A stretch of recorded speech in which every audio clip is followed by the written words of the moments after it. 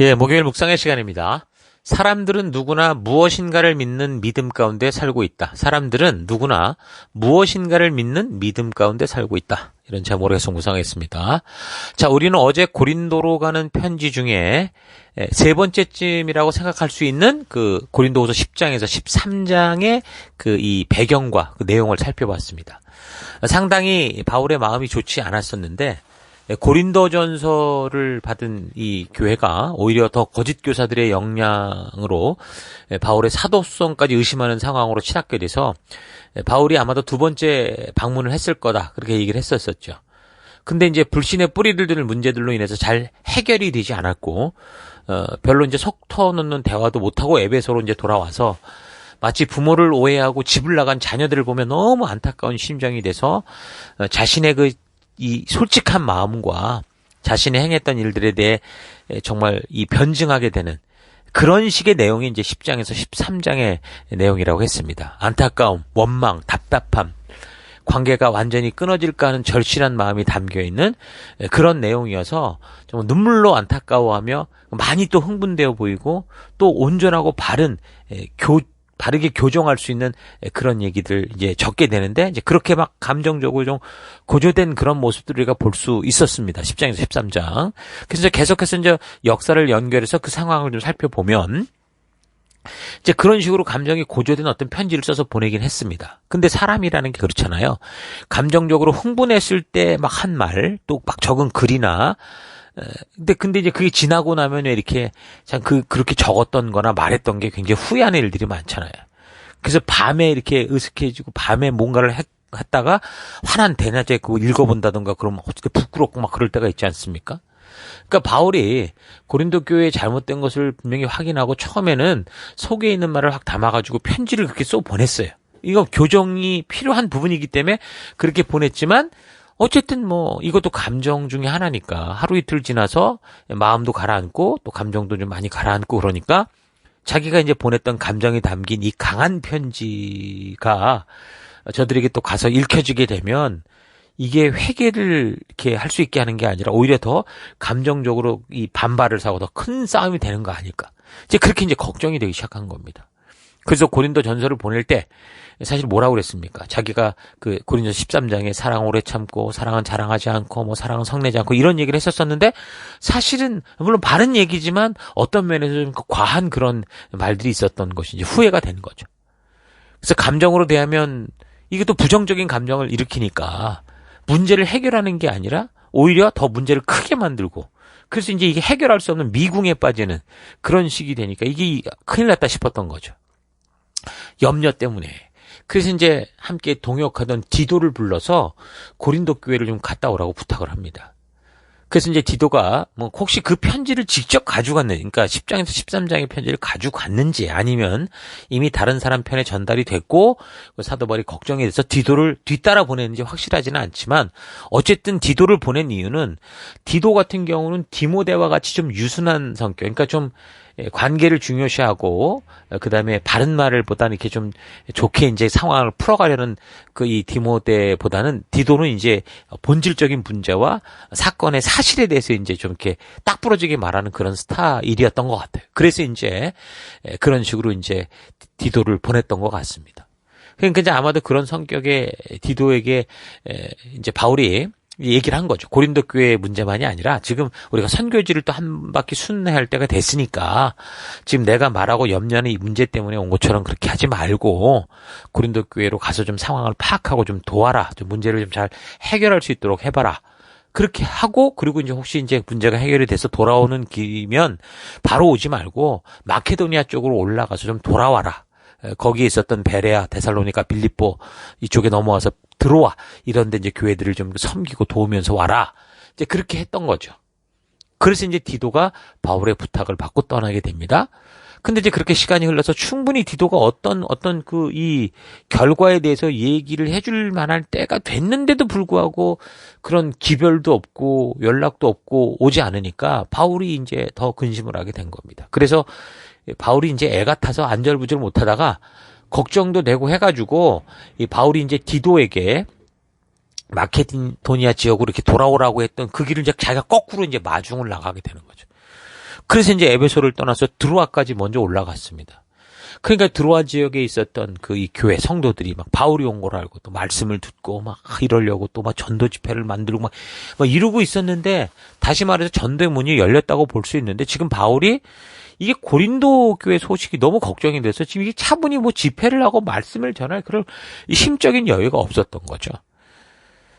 그래서 아마 드로아에 며칠 동안 있으면 디도를 만날 것이라고 생각했던 것 같은데, 그래서 이제 뭐 바울이 며칠 동안은 드로아에 있는 사람들에게 또 이렇게 용기를 주니까 많은 이제 어떤 그 이 전도의 부흥이 좀 일어날 것 같았는데, 근데 이제 그게 디도가 오질 않으니까 아무래도 이 고린도 교회에 대한 불안함 때문에 더 이상 어떤 집회나 이런 데에도 집중하지 못하는 거죠. 그래서 마케도니아 지역으로 직접 또 넘어갑니다. 그래서 사모트라키아로 갔다가 또 네아폴리로 더 갔다가 그다음 빌립보잖아요. 빌립보까지 갔어요. 근데도 뭐 오질 않은 거죠. 뭐 빌립보까지 갔으면 저 에베소로 따지면 꼭대기로 올랐으니까 내려가기만 하면 반이나 온 셈인 거죠. 만나지 못했습니다. 근데 성경은 지금 바울이 마케도니아 지역으로 갔다고만 적고 있기 때문에 마케도니아 지역에 이제 어디까지 갔는지는 잘 알 수는 없습니다. 그래서 이제 어떤 사람들은 뭐 빌립보에서 만났을 거다 그렇게도 얘기를 하고, 또는 데살로니카였을 거다 그렇게도 얘기를 하는데, 뭐 어떤 지역이라는 것은 중요하지 않고 분명한 것은 마케도니아 지역에서 디도를 만났다라는 건 확실합니다. 자, 그래서 어쨌든 우리는 뭐 데살로니카까지 갔다고 보고, 데살로니카에서 이제 디도를 만나게 되는데, 이제 그곳에서 디도를 만나서 디도를 통해서 고린도 교회에서 생긴 이 혼란한 문제들이 잘 해결됐습니다라고 듣게 된 겁니다. 아마도 교회 전체가 막 다 그렇게 혼란에 빠진 게 아니라 문제가 되는 몇 사람, 거짓 교사들 중 몇 명이 그렇게 이제 교회를 혼란하게 하고 어렵게 한 것으로 보이죠. 대개 문제를 만드는 사람들은 말이 많고 막 이렇게 행동적인 게 많잖아요. 그러니까 교회 전체가 마치 막 흔들리는 것처럼 보였을 수도 있다라는 겁니다. 대체로 어느 공동체나 다 그렇거든요.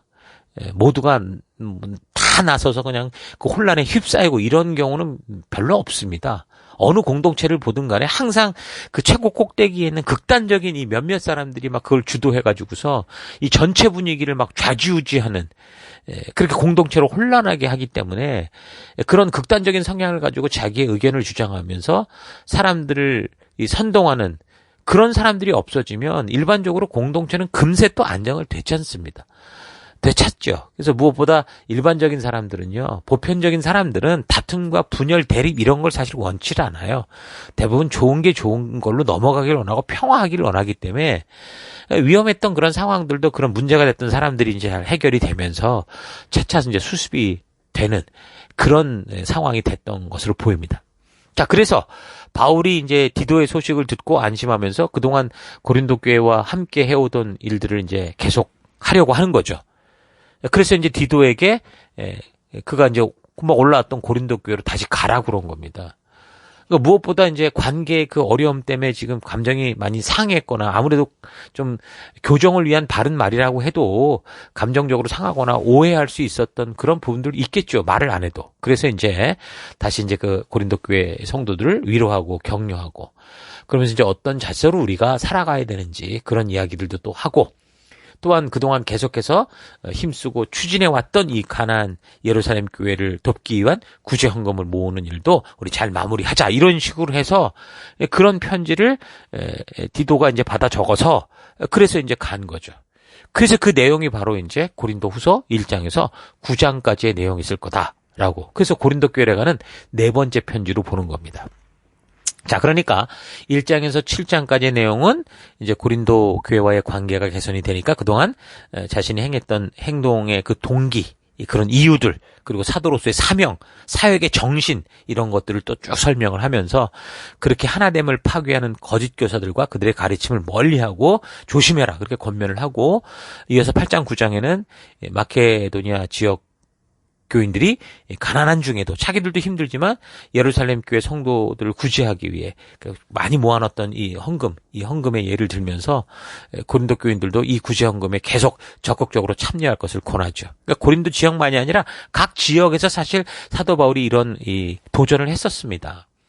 그러니까 누군가를 돕는 거에 있어서 그리스도께서 먼저 이 땅에 비천한 모습으로 오셔서 우리를 높이신 것처럼 우리도 처음 은혜를 받았을 때 정말 지체를 사랑하고 섬기고 돕고 싶었던 그 마음으로 힘써서 우리가 도웁시다. 이제 이렇게 하는 거죠.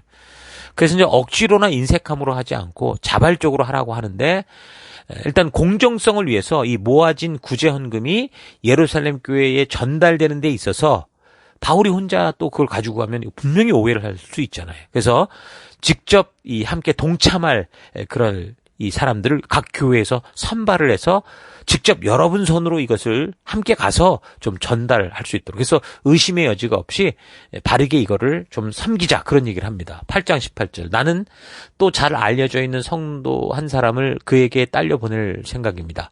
그는 모든 교회에서 복음의 설교자로서 높이 평가받고 있는 사람일 뿐 아니라 나와 함께 예루살렘으로 보내는 헌금을 가지고 가도록 여러 교회가 선발한 사람입니다.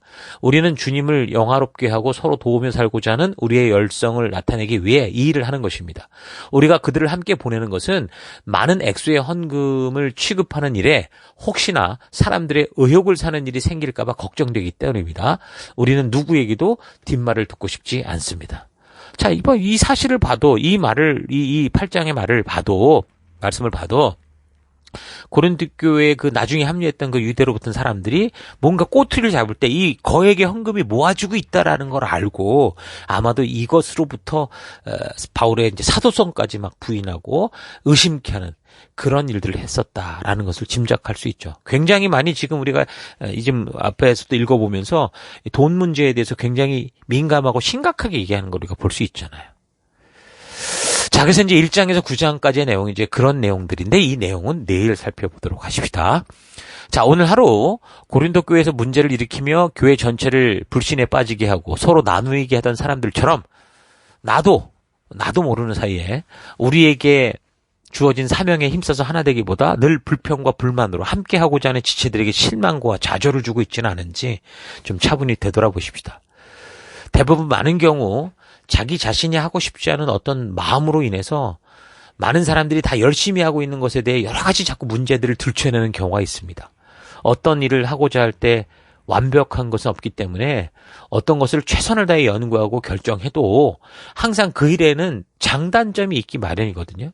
그래서 일단 한번 결정하기 전에는 여러 각도로 연구하고 뭐 부정적인 것이라도 질문하고 비판하고 그래서 그에 대한 답을 찾아서 최고의 결정을 하도록 노력을 다해야 되는 게 분명합니다. 그러니까 결정하기 이전에는 그렇게 해야 돼요. 그러나 한번 결정이 되고 나면 이제 그 결정된 것에서 아까 말한 것처럼 이게 완벽할 수는 없어요. 그러니까 부정적인 것을 찾기보다는 이제 그 결정된 사항을 가지고 우리가 최대한 단점을 줄이고 장점들을 확대해서 잘 활용해서 우리의 사역의 현장에서 바르게 추구하고 그 목적을 온전히 이루고자 하는 그런 일에 집중하는 그런 하나됨이 중요한 겁니다. 그래서 안 될 일을 생각하기보다 커다란 장애를 만난다고 해도 함께 좀 우리가 힘을 모아서 그 장애를 해결해 보고자 할 때 그런 장애를 이겨낼 수 있는 거죠. 사람들은 마음이 하고자 하면 어떤 것이라도 할 수 있지만 마음이 문을 닫아버리면 그 어떤 쉬운 일도 절대로 할 수 없는 그런 존재죠. 그러니까 사람들은 누구나 어떤 것을 믿는 믿음 가운데 살아가고 있는 겁니다. 자기들의 믿고자 하는 것을 믿고 살아가고 있는 게 바로 사람들의 삶이죠. 그러므로 사람인 우리도 사람으로서 사람은 성경의 계시를 통해 우리에게 말씀하시는 하나님의 말씀을 믿고자만 한다면 우리가 그렇게 하려고 하지 않는다면 바른 믿음의 삶을 살 수 있다는 겁니다. 상황과 환경의 문제가 아니라는 거죠. 그래서 교회를 통한 하나님의 뜻과 약속을 믿음으로 굳건히 서서 힘써 여러분 하나 되기를 결단하기 바랍니다. 고린도 교회 문제가 정확하게 밝혀지지는 않았지만 바울의 편지를 통해 추측하며 우리가 알 수 있듯이 한 공동체로 하여금 사명에 집중하지 못하게 하는 그런 존재의 이유에 대한 의심과 특히 함께 사역하며 애쓰고 나아가는 그런 사람들을 향한 불신의 일들은 이게 참 사탄이 하는 짓이다라는 거 잊지 마시고 우리가 속한 그곳에서 원래 부르심을 잊지 말고 함께 약속하고 이루고자 했던 이 목적과 목표에 최선을 다해서 하나님이 이 부르신 소명을 향해 하나 돼서 나아가는 여러분과 제가 될 수 있기를 주의 이름으로 축원합니다. 자, 오늘 하루도 힘내십시오. 잠시 기도하겠습니다.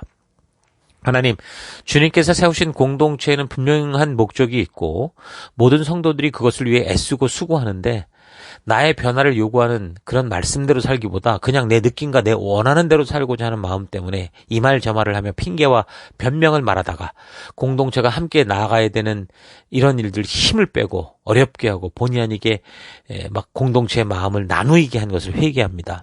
한 공동체 속에서 구경꾼이 아니라 함께하는 주인의식을 가지고 뭔가를 결정할 때 최선을 다해 마음과 생각을 나누는 삶이 되길 원하고, 그렇게 한번 결정된 사항에 대해서는 함께 힘을 모아 어떤 역경과 불가능해 보이는 장벽을 만나도 이겨가고자 하는 적극적인 믿음의 삶 살아가기 원합니다.